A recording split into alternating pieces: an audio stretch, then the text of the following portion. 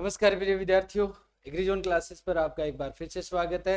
मेरा नाम है मदन स्वामी। अपने पढ़ रहे हैं पशु परिचर का पार्ट बी संपूर्ण कोर्स, जिसके अंदर अपने नए डाटा और अपडेटेड डाटा को सम्मिलित कर रहे हैं। साथ में ही अपने टॉपिक वाइज सारा का सारा नॉलेज है वो ले रहे हैं। थ्योरेटिकल पूरा पोर्शन रहता है। इसके अंदर आज का टॉपिक रहता है संकर प्रजनन, और इसी में आता है आपका पशु प्रजनन। पशु प्रजनन क्या होता है, संकर प्रजनन क्या होता है, इसके बारे में पढ़ेंगे। अपने एनिमल ब्रीडिंग का ये टॉपिक रहता है। तो सबसे पहले अपने बात करें पशुओं में प्रजनन होता क्या है। पशु प्रजनन पशुपालन का एक महत्वपूर्ण पहलू है। जब भी पशुपालन की बात आती है तो सबसे पहले अपने को पशु प्रजनन का पता होना चाहिए, जिसका मुख्य उद्देश्य पशुओं के उत्पादन में वृद्धि करना, उत्पादों की वांछित गुणवत्ता में सुधार करना है। पशु की उत्पादन में वृद्धि और उत्पादों की वांछित गुणवत्ता में सुधार करना इसका मुख्य उद्देश्य रहता है। पशु प्रजनन नर और मादा पशु के संतान उत्पत्ति हेतु पारस्परिक समागम या सहवास को अपने क्या कहते हैं, पशु प्रजनन कहते हैं। पशु प्रजनन का मुख्य उद्देश्य पशु नस्ल सुधार करना है, जिससे अच्छे पशु की उत्पत्ति हो और पशुपालक को अधिक से अधिक आर्थिक लाभ प्राप्त हो। तो उसे क्या कहा जाता है, पशु प्रजनन कहते हैं। अब हम कह रहे हैं कि नस्ल सुधार करना है, तो सर नस्ल क्या है। नस्ल पशुओं का वह समूह है जो वंश तथा सामान्य लक्षणों में समान होता है। वंश और जाति जिसकी क्या होती है, समान होती है, और उसके जो लक्षण होते हैं सामान्यतः उनमें समानता होती है, तो वो नस्ल होता है। एक जो नस्ल है उसमें पशु का आकार, आकृति, बाहरी दिखावट ये क्या होते हैं, समान होते हैं, और इसे ही क्या कहा जाता है, नस्ल कहते हैं। अब अपने बात करें तो आपसे पूछे कि पशु प्रजनन का प्रमुख उद्देश्य क्या है। तो पशु जो है वो दूध, खेती, मांस और बोझा ढोने आदि के लिए पाले जाते हैं। इनको अपने अगर इनकी क्षमता में अपग्रेड लेकर आना है, इनकी क्षमता को बढ़ाना है, तो हमें क्या करना पड़ेगा, पशु प्रजनन करवाना पड़ेगा। संतति की वृद्धि दर अच्छी करने के लिए प्रजनन आवश्यक है। हम संतति जो संतान उत्पन्न होती है उसकी वृद्धि को जल्दी करवा देते हैं, प्रजनन से ये बात संभव है। फिर देखो, बच्चिया का जल्दी से गर्भित होकर संतान पैदा करके भी दूध उत्पादन करना आदि इसके लक्षण है, वो भी अपने कंट्रोल किए जा सकते हैं।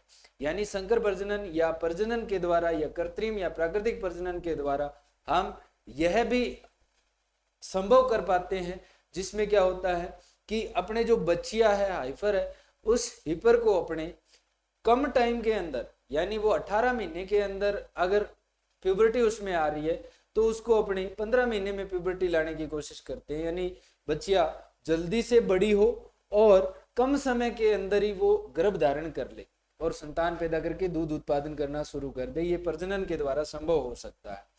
संतति को रोग प्रतिरोधक बनाया जा सकता है। प्रजनन के द्वारा ऐसी नस्लों के साथ क्रॉस करवाते हैं जिससे उसमें रोग प्रतिरोधक के गुण विकसित हो जाते हैं। पशु का सही समय में प्रजनन करने के लिए आवश्यक होता है। इसके बाद में पशुओं से अधिक उत्पादन लेने के लिए अपने प्रजनन करते हैं। पशुओं की उत्पादकता को बढ़ाने के लिए और उसकी उत्पादन आयु को बढ़ाने के लिए हम क्या करवाते हैं, पशु प्रजनन करवाते हैं। पशु प्रजनन से मजबूत और चुस्त बैल अपने को प्राप्त होते हैं, या अपने इससे स्फूर्ति वाले बैल है वो प्राप्त कर सकते हैं। तो प्रजनन के ये उद्देश्य होते हैं। पशु प्रजनन में प्रजनन विधियां कौन सी होती है। प्रजनन जो है वो दो प्रकार का होता है, ब्रीडिंग, प्राकृतिक प्रजनन और कृत्रिम प्रजनन। प्राकृतिक प्रजनन और कृत्रिम प्रजनन दो प्रकार का प्रजनन होता है। Natural breeding and artificial breeding. हम नेचुरली नर और मादा को पास में लाकर उनकी मैटिंग करवा सकते हैं, प्राकृतिक हो गया। हम कृत्रिम रूप से नर से अपने वीर्य सीमेन का कलेक्शन किया और मादा के योनि के अंदर उसको डाल दिया, तो वो क्या हो जाती है, मेटिंग हो जाती है। दोनों तरीके से कर सकते हैं। ये कितने प्रकार की होती है, देखो, हम अंतः प्रजनन करवा सकते हैं, यानी यहाँ पर जब अपने संबंधित पशु होते हैं, संबंधी रिश्तेदार पशु होते हैं, उनके बीच में क्रॉस करवाना इनब्रीडिंग कहलाता है। असंबंधित पशु होते हैं, उनके बीच में क्रॉस करवाना आउटब्रीडिंग होता है, वही प्रजनन होता है। जब संबंधी के अंदर करवाते हैं तो वो दो प्रकार से करवा सकते हैं, क्लोज और लाइन ब्रीडिंग, सम प्रजनन और अंतर वंश प्रजनन या अंतः प्रजनन। फिर बही प्रजनन होता है भिन्न संकरण, संकरण, क्रमोन्नति, परसंकरण, क्रिस क्रॉस वगैरह बहुत सारे होते हैं, आगे पढ़ेंगे अपन। आगे देखो, सबसे पहले अपने बात करें तो प्राकृतिक प्रजनन आता है। नर और मादा पशुओं को आपस में प्रजनन करवाया जाता है। प्रजनन का सबसे सरल तरीका होता है प्राकृतिक प्रजनन द्वारा। एक वर्ष में एक सांड है वो 60 से 100 गायों को गर्भित कर सकता है। 60 से 100 गायों को गर्भित कर सकता है और अधिकतम 200 गायों को गर्भित कर सकता है। कितनी गायों को? 200 गायों को। परंतु कृत्रिम गर्भाधान से एक बेल प्रति वर्ष 20,000 से अधिक गायों का प्रजनन कर सकता है, जबकि प्राकृतिक गर्भाधान से 200 से अधिक गायों का प्रजनन नहीं हो सकता है। 200 से ज्यादा प्राकृतिक रूप से प्रजनन गायों का नहीं हो सकता है एक सांड के द्वारा। परंतु अगर एक सांड के द्वारा प्रति वर्ष देखा जाए तो अपने 20,000 से अधिक गायों को गर्भधारण करवा सकता है वो कृत्रिम गर्भाधान के द्वारा, जब अपने वीर्य को एकत्रित करते हैं और उसको अपने क्या करते हैं, मादा की योनि में स्थानांतरित करते हैं। तो याद रखिएगा, ये क्वेश्चन आया हुआ है कि एक बेल है वो प्रति वर्ष कितनी गायों को गर्भित कर सकता है कृत्रिम प्रजनन के द्वारा, तो वो 20,000 से अधिक। और प्राकृतिक प्रजनन में एक बेल 200 से कम गायें ही गर्भित करवाता है, जैसे नॉर्मली अपने पढ़ते हैं कि 60 से 100 गाय गर्भित करवा सकता है। आगे देखो, नेक्स्ट आता है कृत्रिम प्रजनन या कृत्रिम गर्भाधान विधि, जिसे अपने आर्टिफिशियल इंसेमिनेशन कहते हैं। मादा पशु के ऋतुकाल, हीट पीरियड, एस्ट्रस काल भी इसको बोलते हैं, मध्यकाल भी बोलते हैं, में आने पर नर पशु का वीर्य कृत्रिम रूप से मादा की योनि में पहुंचाना क्या कहलाता है? कृत्रिम गर्भाधान कहलाता है। सबसे पहले कृत्रिम गर्भाधान कुत्ते में किया गया था। किसने किया था? स्प्लांजी ने किया था। कब किया था? 1780 में किया था। इसीलिए इन्हें क्या कहा जाता है? आधुनिक कृत्रिम गर्भाधान के जनक के रूप में जाना जाता है। किसको? स्प्लांजी। अब आता है कि भारत में प्राइवेट क्षेत्र में सर्वप्रथम 1939 में डॉक्टर संपत कुमार ने एआई को मदर डेयरी पैलेस मैसूर के अंदर शुरू किया था। बट सरकारी क्षेत्र में देखा जाए तो 1942 में पीवी भट्टाचार्य जी ने किया था, और कहां पर? IVRI के तहत शुरू किया था। कृत्रिम गर्भाधान द्वारा अपने 1000 गायें या अधिक गायों को गर्भित करवा सकते हैं। तो ये बात याद रखना, 1000 गायों को गर्भित करवा सकते हैं न्यूनतम, और ज्यादा अपने कितनी? 20,000 से भी अधिक गायों को गर्भित करवा सकते हैं। ओके। कृत्रिम गर्भाधान में विब्रियोसिस यानी जो यौन रोग होते हैं वो फैलने की संभावना भी कम हो जाती है। आगे देखो, पशुओं में प्रजनन जो अपने बात करें संकर प्रजनन, पशुओं को संकर प्रजनन किस प्रकार से संकर कैसे बना सकते हैं, उनको हाइब्रिड कैसे बना सकते हैं, ज्यादा दूध उत्पादन देने वाले, ज्यादा उम्र तक दूध देने वाले, कम उम्र में ही ब्याने वाले पशु कैसे बना सकते हैं? तो ये 2 प्रकार का होता है, अंतः प्रजनन और बही प्रजनन। संकर प्रजनन कितने प्रकार का होता है? 2 प्रकार का, अंतः प्रजनन और बही प्रजनन। अंतः प्रजनन की बात करें इनब्रीडिंग की, तो इनब्रीडिंग क्या होता है? सर, हम जब 4 से 6 पीढ़ी तक संबंधित नर और मादा पशु के बीच प्रजनन करवाते हैं तो उसे क्या कहते हैं? अंतः प्रजनन कहते हैं, इनब्रीडिंग कहते हैं। समान गुणों को अगली पीढ़ी में स्थानांतरण हेतु ये क्या होती है? एक उपयोगी विधि होती है। जब किसी भी नस्ल को अपने समयुग्मजी बनाना है, समान गुण उसके अंदर डालने हैं और बहुत ही शुद्ध बनाना है, प्योर लाइन बनाना है, तो उसे किसके द्वारा अपने बना सकते हैं? अंतः प्रजनन। शुद्ध वंशक्रम या प्योर लाइन किससे तैयार होते हैं? तो वो सर शुद्ध वंशक्रम जो है वो अपने को किससे मिलते हैं? वो मिलते हैं अंतः प्रजनन से। अंतः प्रजनन से क्या बढ़ती है? होमोजाइगोसिटी बढ़ती है, समयुग्मजता बढ़ती है। अंतः प्रजनन कितने प्रकार का होता है? तो 2 प्रकार का होता है। पहला होता है समप्रजनन। इस विधि में नर और मादा आपस में निकटतम संबंधी होते हैं। बिल्कुल हम कह रहे हैं कि इनब्रीडिंग संबंधियों के बीच में होते हैं, परंतु समप्रजनन या क्लोज ब्रीडिंग के अंदर बहुत ज्यादा निकट संबंधी होते हैं। उदाहरण स्वरूप माता पशु का पुत्र पशु के साथ संकरण करवा सकते हैं अपने, माता पशु का किसके साथ में? पुत्र पशु के साथ में क्रॉस करवा सकते हैं। तो जो माता है उसका क्रॉस अपने किसके साथ करवा दिया? पुत्र पशु के साथ करवा दिया, और इससे संतान उत्पन्न कर लिया। तो ये क्या कहलाता है सर? समप्रजनन कहलाता है। ठीक है, या पुत्री पशु का अपने पिता पशु के साथ क्रॉस करवा दिया, या भाई पशु का बहन पशु के साथ क्रॉस करवा दिया, तो ऐसे क्रॉस क्या कहलाते हैं? ऐसा क्रॉस समप्रजनन कहलाता है। फिर आता है अंतरवंश प्रजनन यानी लाइन ब्रीडिंग। इस विधि में नर और मादा आपस में थोड़े दूर के संबंधी होते हैं, संबंधित होते हैं, परंतु क्या होते हैं? थोड़े दूर के संबंधी होते हैं। उदाहरण स्वरूप अपने किस में क्रॉस करवा देते हैं? जैसे अपने दादा और पोती के बीच में क्रॉस करवा दिया, या चचेरे बहन और चचेरी भाई के अंदर क्रॉस करवा दिया। चचेरी बहन है उसके साथ, या अपने जो चचेरा भाई है, इन दोनों का क्रॉस करवा दिया और इनसे संतान अपने उत्पन्न कर लिया। यानी एक वंश के अंदर ही क्रॉस करवाते हैं, पर थोड़ा सा दूर के संबंधी होते हैं। तो ऐसे क्रॉस को क्या कहते हैं? अपने अंतरवंश प्रजनन कहते हैं।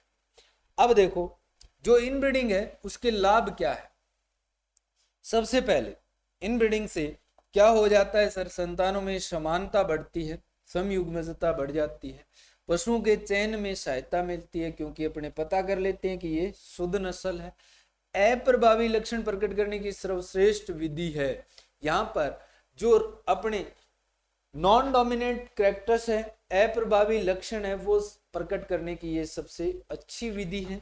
अच्छे तथा शुद्ध पशु प्राप्त होते हैं। एग्जाम में पूछा जाता है कि प्योर लाइन, शुद्ध वंशक्रम या शुद्ध पशु है, वो किससे प्राप्त होते हैं? तो अपने इनब्रीडिंग से मिल सकते हैं।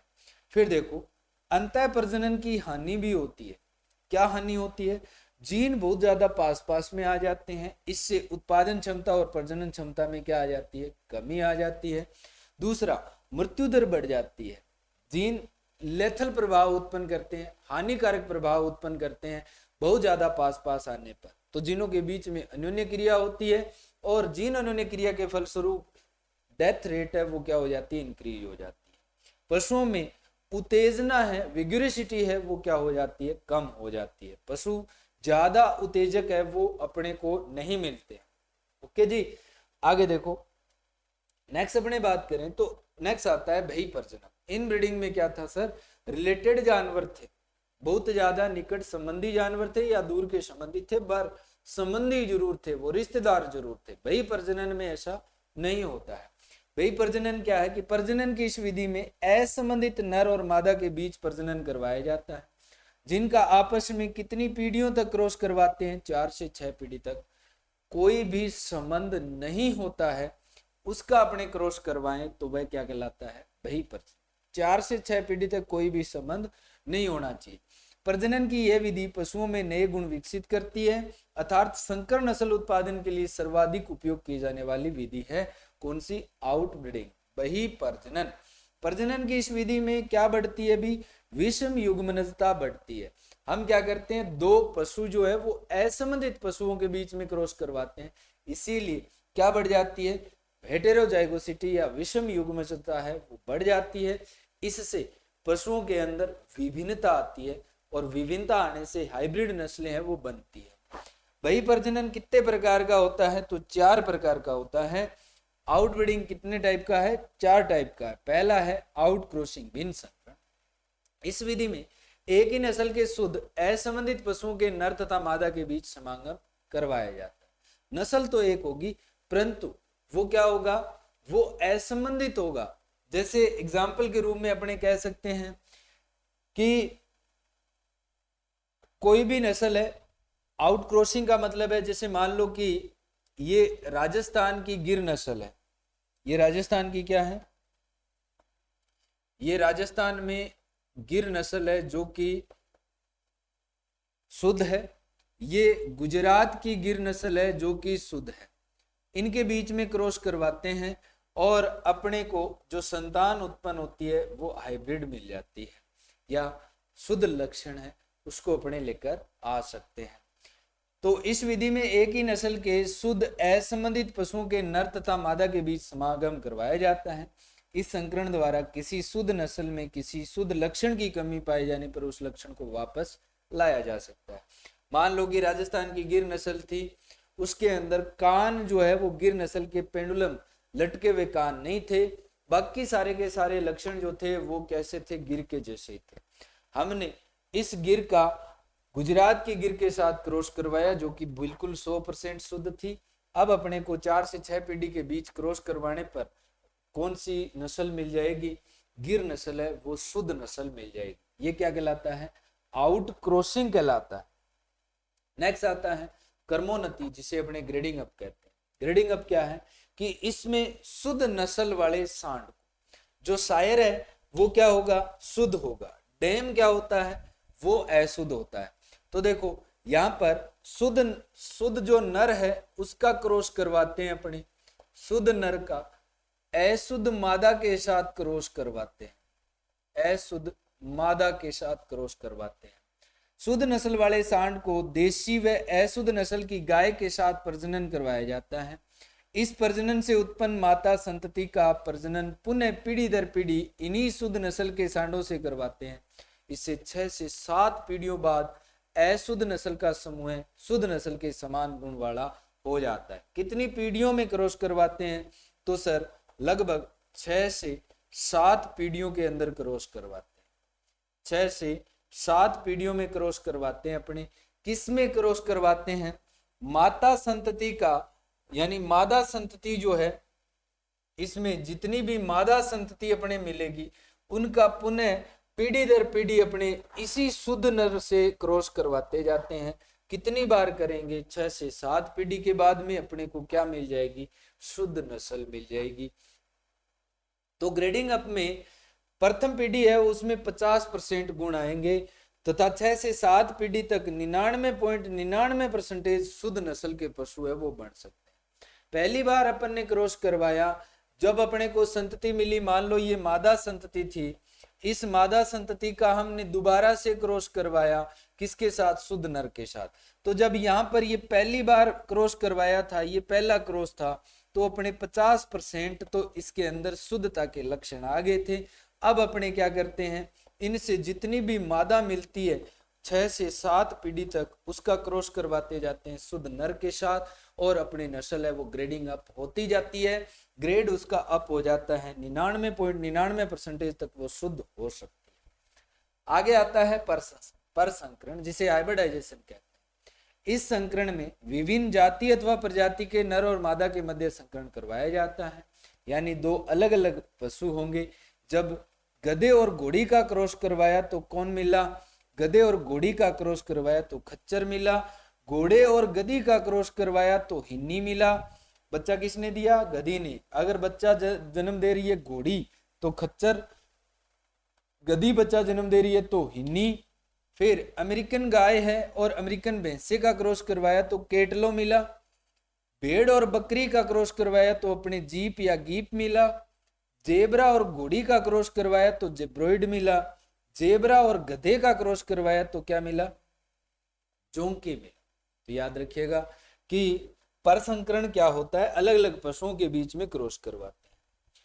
नेक्स्ट आता है संकरण क्या होता है, क्रॉस ब्रीडिंग क्या होती है। इस विधि में नर और मादा अलग अलग नस्ल के होते हैं, दोनों ही नस्ल क्या होती है उनकी अलग अलग होती है। जैसे अपने ब्राउन स्विस का क्रॉस अगर साहिवाल से करवाते हैं, ब्राउन स्विस का क्रॉस साहिवाल से करवाएंगे तो अपने को क्या मिलेगा सर, कर्ण स्विस नस्ल मिली है। हमने आगे उदाहरण भी दिए हैं कि फ्रीजवेल, कर्ण फ्रीज, कर्ण स्विस, वृंदावनी, सुनंदिनी गाय की संकर नस्ल है। अविवस्त्र, अविशान, अविकालीन भेड़ की संकर नस्ल है। रानी, आशा, लेंडली सुअर की नस्ल है। निर्भीक, वन राजा, ग्राम प्रिया, श्रीनिधि, जनप्रिय, वन श्री ये मुर्गी की संकर नस्ल है। तो हमसे पूछा जाए कि संकर नस्ल बताओ आप, तो संकर नस्ल का उदाहरण अपने से पूछा जा सकता है। हमने गाय की संकर नस्ल आगे अपने डिटेल में पढ़ेंगे, बट यहाँ पर ये चीज पढ़नी जरूरी है कि गाय की संकर नस्ल कौन सी होती है, भेड़ की कौन सी होती है, सुअर की कौन सी होती है और मुर्गी की कौन सी होती है। तो क्रॉस ब्रीडिंग क्या होती है कि 2 अलग अलग नस्लों के बीच में क्रॉस करवाना क्रॉस ब्रीडिंग होता है। ओके जी। अब देखो ये जो संकरण है, क्रॉस ब्रीडिंग है, वो 4 प्रकार की होती है। एक तो क्रिस क्रॉस होती है, एक ट्रिपल क्रॉस होती है, एक टॉप क्रॉस होती है और एक बैक क्रॉस होती है। तो देखिए क्रिस क्रॉस के अंदर अपने क्या करते हैं कि इस विधि में दो विभिन्न नस्लों के शुद्ध नर तथा मादा पशुओं का मध्य एकांतर रूप से प्रजनन करवाते हैं। बहुत बार प्रजनन करवाया जाता है, लगभग 4 से 6 पीढ़ी तक क्रॉस करवाते हैं। उसके बाद में अल्टरनेट रूप से, कैसे, शुद्ध नर और मादा पशु, शुद्धि नर है शुद्धि मादा है, एक बार नर का क्रॉस करवाएंगे मादा के साथ, दूसरी बार उसी नस्ल का मादा का क्रॉस करवाएंगे नर के साथ। तो बहुत सारे शुद्ध नर और मादा पशु इसके साथ में अपने प्रयोग में लेते हैं। ये क्या होती है, क्रिस क्रॉस होती है। इसके बाद में देखो त्रिसंकरण, ट्रिपल क्रॉस क्या होता है कि इस विधि में एक साथ 3 या इससे अधिक विभिन्न नस्लों के शुद्ध नर और मादा के मध्य प्रजनन करवाते हैं। जैसे मान लो कि ये साहिवाल नस्ल है, साहिवाल जो नस्ल है उसका क्रॉस अपने करवाते हैं किसके साथ, साहिवाल का क्रॉस करवा दिया अपन ने थारपारकर के साथ, किसके साथ, थारपारकर के साथ। अब देखो अपने को जो संतति प्राप्त हुई इसका क्रॉस करवा दिया अपन ने किसके साथ, इसका क्रॉस अपन ने करवा दिया रेड सिंधी के साथ, रेड सिंधी के साथ इसका क्रॉस करवा दिया। और इससे जो अपने को संतति मिली वो गाय कौन सी थी सर, राठी थी। ये क्या कहलाता है, ये ट्रिपल क्रॉस त्रिसंकरण कहलाता है। इसके बाद में नेक्स्ट अपने देखा जाए तो नेक्स्ट आता है कि शीर्ष संकरण, टॉप क्रॉस क्या होता है। इस विधि में मादा पशु को अपनी वंशावली के अंतिम पैंतृकों से अपने क्या करते हैं, क्रॉस करवाते हैं। तो जितनी भी इस पीढ़ी के अंदर, इस पीढ़ी में जितने भी जानवर हैं उन जानवरों में से अपने क्या करवाते हैं, मादा पशु जो है उसका वंशावली के अंतिम सिरे पर बैठे, मतलब ये मान लो कि ये इसकी पोत्री थी या अपने कह देते हैं पड़पोत्री थी और ये इसका दादा था, तो हमने क्या करा, इसका इसके साथ क्रॉस करवा दिया। ये क्या होता है, टॉप क्रॉस। फिर देखो नेक्स्ट आता है प्रतीप संकरण, बैक क्रॉस। इस विधि में दो विभिन्न नस्लों के शुद्ध नर और मादा से प्रजनन करवाया जाता है तथा उत्पन्न संतान का प्रजनन पुनः शुद्ध अपने शुद्ध नस्ल से करवाया जाता है। तो देखो जब अपने ए और बी अपने पास क्या है, कोई ए जानवर है कोई बी जानवर है, इनसे अपने को संतान मिली है वो सी मिली है, संतान क्या मिली है, सी मिली है। अब इस संतान का चाहे तो अपने ए के साथ क्रॉस करवा दो, चाहे अपने बी के साथ क्रॉस करवा दो, चाहे तो प्रभावी के साथ करवा दो चाहे अप्रभावी के साथ करवा दो। ये क्या कहलाता है सर, ये प्रतीप संकरण। बैक क्रॉस क्यों करवाया जाता है, ताकि नस्लों में क्या विकसित हो जाए सर, रोग प्रतिरोधकता विकसित हो जाए, डिजीज रेजिस्टेंस उनके अंदर आ जाए। इसलिए अपने क्या करते हैं, इसीलिए अपने बैक क्रॉस है वो अपनाया जाता है, प्रतीप संकरण है वो अपनाया जाता है। ओके जी, तो ये था संकर प्रजनन। कल अपने पढ़ेंगे पशुओं के अंदर कृत्रिम गर्भाधान। तो कृत्रिम गर्भाधान है वो अपने सारी की सारी डिटेल पढ़ेंगे, एक भी क्वेश्चन अपना बाहर नहीं जाने वाला है। आप साथ साथ में इन चीजों का नोट्स बना लीजिए, इसमें आपका थ्योरेटिकल पोर्शन भी बहुत सारा कंप्लीट हो जाएगा, एक भी पर्सन आपको बाहर से नहीं मिलेगा। Thank you, thanks for watching, have a nice day.